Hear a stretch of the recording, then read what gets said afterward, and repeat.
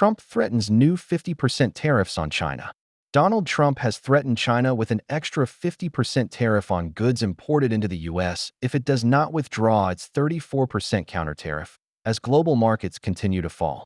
Beijing retaliated on Sunday, following last week's decision by Trump to slap a 34% tax on Chinese imports as part of his Liberation Day that set a minimum 10% levy on nearly all of America's trading partners.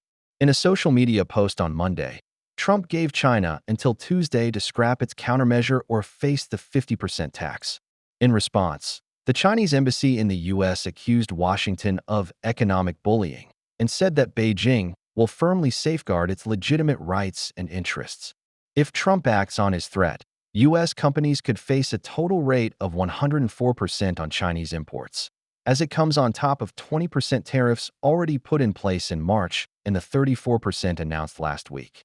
There are fears that this could deepen a trade war between the world's two biggest economies and global rivals. In his post on Truth Social, Trump also warned that all talks with China concerning their requested meetings with us on tariffs will be terminated. Also on Monday, the U.S. president said he was not considering a pause on the global import tariffs to allow for negotiations with other countries. We're not looking at that. We have many countries that are coming to negotiate deals with us, and there are going to be fair deals, he said. Trump said China had introduced its countermeasure, despite my warning that any country that retaliates against the U.S. by issuing additional tariffs will be immediately met with new and substantially higher tariffs. Beijing shot back, saying that pressuring or threatening China is not a right way to engage. The U.S. hegemonic move in the name of reciprocity serves its selfish interests at the expense of other countries' legitimate interests and puts America first over international rules, Chinese embassy spokesman Lu Pingyu said in a statement. This is a typical move of unilateralism, protectionism, and economic bullying. Speaking from the White House, the U.S. president said there could be both permanent tariffs and negotiations.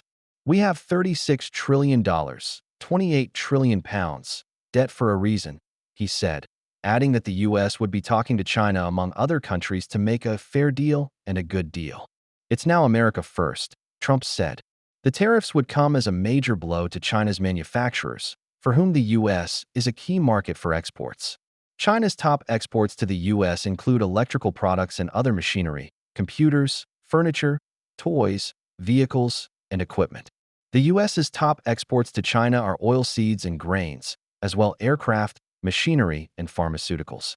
Uncertainty around the tariffs led to a turbulent day on global stock markets.